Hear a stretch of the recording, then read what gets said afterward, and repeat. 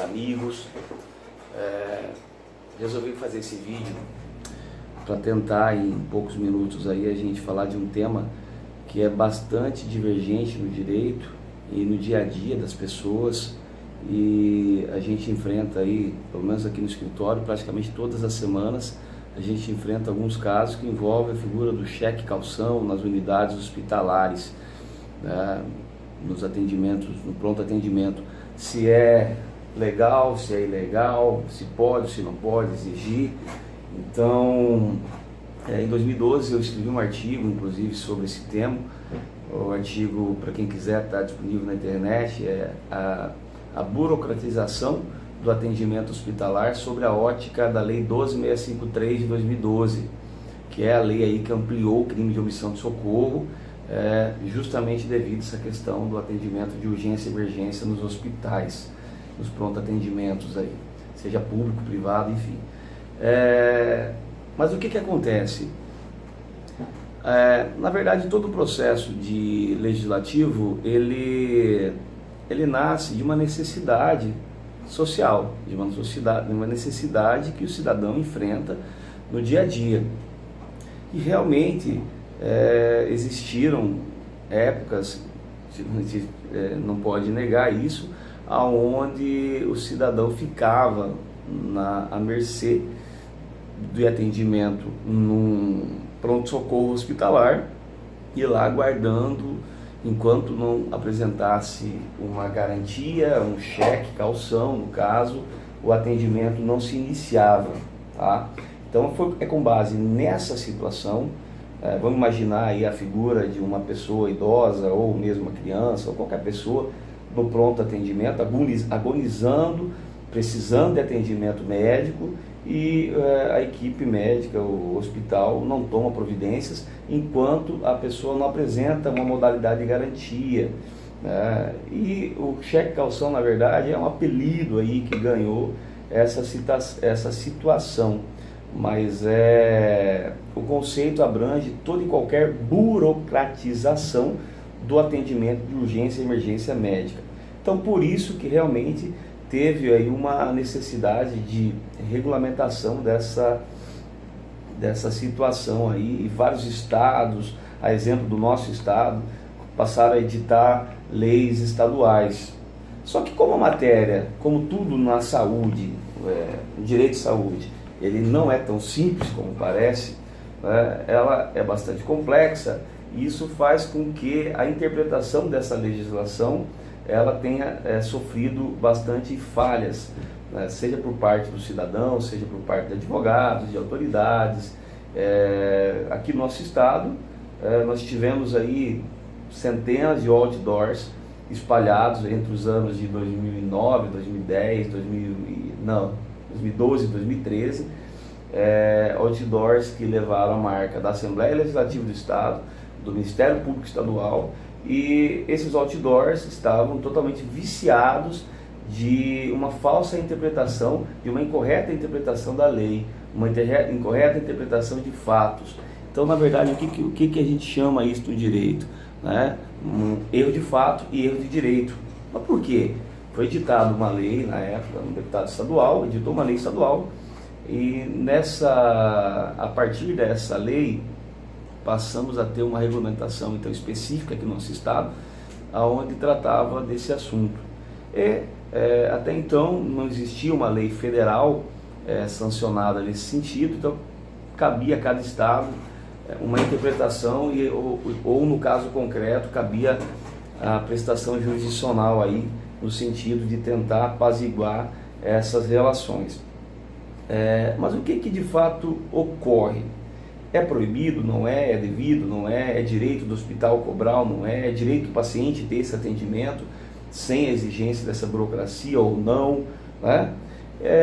Na verdade, gente, antes de mais nada, é importante a gente falar que a caução, ela é um instituto previsto no nosso direito, previsto no direito civil. É um instituto que muitas vezes até mesmo juízes, antes de conceder uma medida liminar para uma das partes de um processo, ele exige que a parte apresente uma caução. Então, o que é a caução? É uma garantia E a garantia ela é inerente a qualquer operação de crédito. Um banco, quando vai financiar um imóvel, ele exige que aquele imóvel fique em garantia. Quando ele vai te fazer um empréstimo, de repente ele solicita uma garantia, um avalista, um outro bem, uma garantia real, uma garantia, enfim.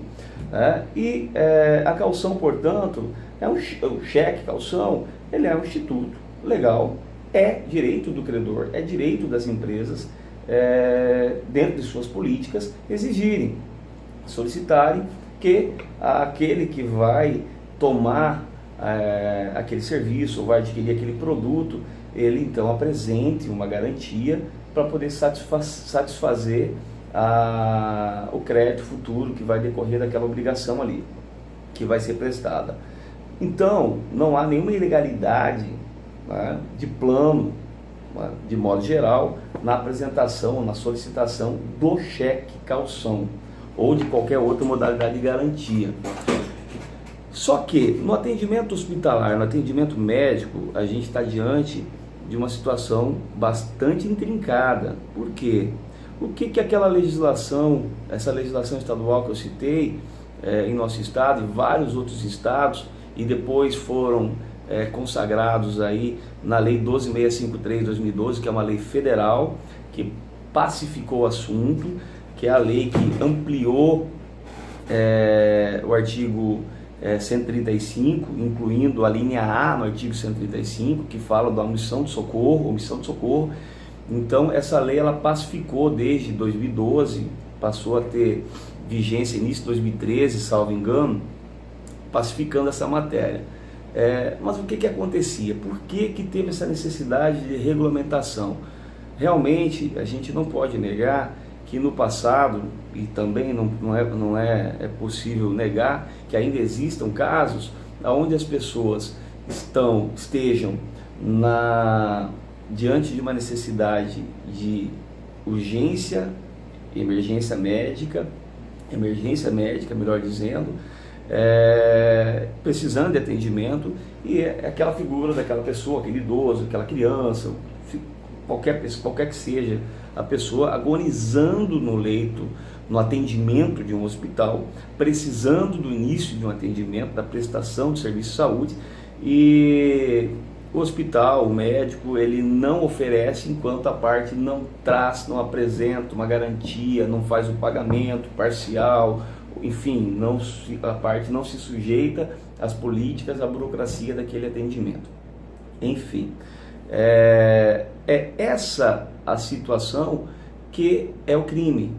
Essa situação, de fato, quando ocorre, a gente está diante de um crime de omissão de socorro especializado, artigo 135, a linha A do Código Penal. Mas a Lei 12.653, ela deixou bem claro esse assunto. E aqui a gente explica aonde que está a confusão que às vezes é criada, até mesmo por autoridades.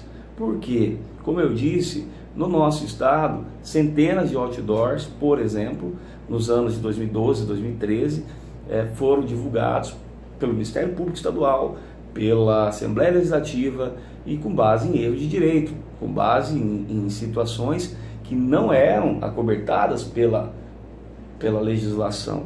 Que é o quê? Quando essa matéria passou a ser regulamentada pela lei federal, já citada, 12.653 de 2012, ela deixou bem claro no texto dela aonde está o crime. O crime está no condicionamento, o ato de condicionar, no condicionamento de uma garantia, do cheque caução ou qualquer outro meio de burocracia, tá? Condicionar o atendimento diante de uma situação de emergência médica. Então veja bem, o legislador foi muito claro, muito específico. A gente precisa, primeiramente, estar diante de uma emergência médica. Existe uma diferença abissal entre urgência médica, emergência médica, atendimento eletivo. E muitas vezes os cidadãos e até mesmo as autoridades na seara da saúde não conseguem distinguir isso com muita facilidade. Por vezes depende da instrução de um processo para verificar que aquela situação era ou não acobertada pela legislação.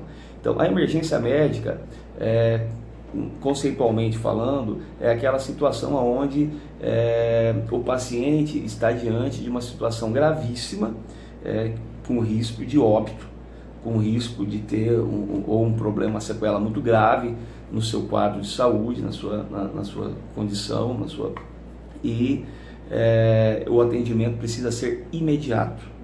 Vamos dar um exemplo: o paciente que chega no pronto atendimento infartando, o paciente que chega no pronto atendimento AVCizando, com AVC, o paciente que chega no pronto atendimento politraumatizado, um acidente de veículo ou alvejado a balas, enfim.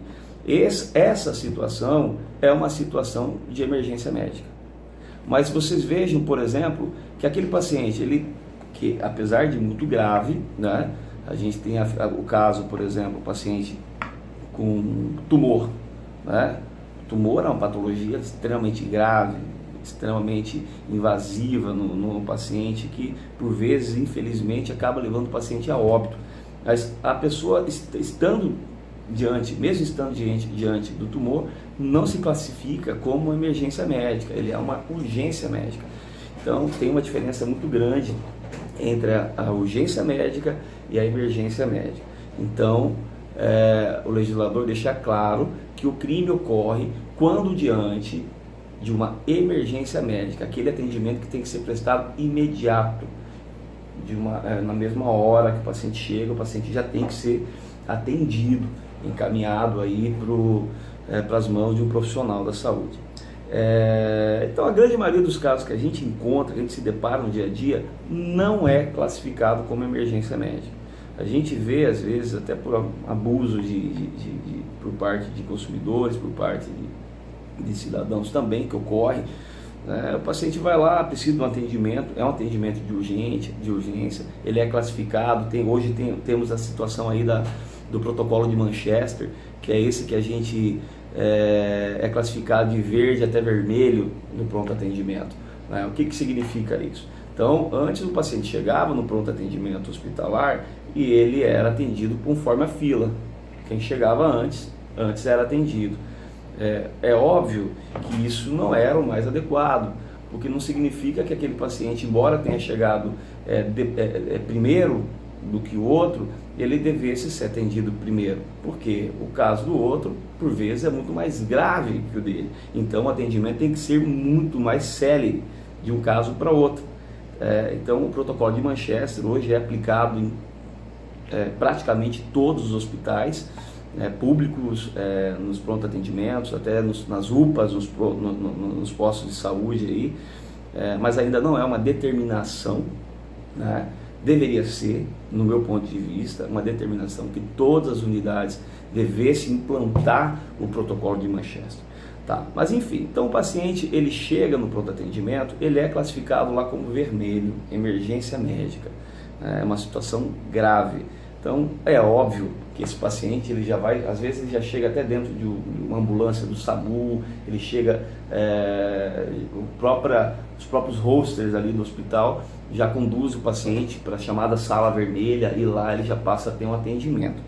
Então é isso que a legislação proíbe, que haja um condicionamento. Então veja bem, a gente tem que estar diante de dois eventos: primeiro a emergência médica e depois o condicionamento. Eu não atendo enquanto não é apresentada uma garantia, um cheque calção ou qualquer modalidade de garantia, um pagamento antecipado, por exemplo.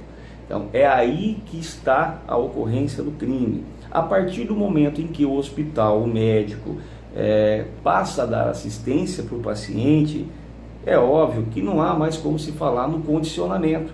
A partir dali, o paciente já está sob a responsabilidade do médico e inserido no contexto dentro do ato médico. Então, a partir dali, existem outras e outras regulamentações que dão segurança para o paciente, onde, por exemplo, o médico ele é obrigado, ele não pode transferir aquele paciente se ele não tiver em condição clínica, não pode encaminhar para uma outra unidade se ele não está em condição de ser transportado por um UTI móvel.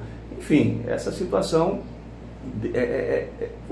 ultrapassa a barreira aí do cheque calção, da Lei 12.653/2012, e passa a ser objeto de análise de outras legislações previstas no Conselho Federal de Medicina, nas resoluções do Conselho Federal de Medicina, nas portarias do Ministério da Saúde, no próprio Código Penal, enfim, na legislação como modo geral. Então, gente, eu espero aí ter contribuído um pouquinho. É uma situação que a gente enfrenta, como eu disse, todas as semanas, no debate, no bojo de um processo, apresentando sustentações nos tribunais, para a gente tentar desmistificar um pouco. Mas a grande maioria dos casos, o paciente por vezes entra com um processo contra o médico, contra o hospital, e ele acaba perdendo lá na frente esse processo. Então, além do dissabor, porque todo atendimento médico envolve forte emoção, envolve muitas vezes o resultado que acontece não é o resultado que a família queria, não é o resultado que o próprio paciente queria, não é possível reverter uma situação no quadro de saúde. Então ele está diante de uma emoção muito forte, bastante prejudicado diante da situação de vida dele mesmo, mas que isso não tem culpa do hospital, não tem culpa do médico necessariamente. E depois disso ele entra com um processo, por vezes achando que ele tem o direito a determinada situação, dezenas e dezenas de processos que muitas vezes os hospitais entram com ações contra pacientes, quando a satisfação do crédito não é atendida, e na defesa o paciente alega justamente isso: não, foi me exigido o cheque calção, então o hospital que errou. Ora, nem sempre é o caso. O atendimento foi prestado, o serviço foi feito, e naturalmente a instituição, principalmente quando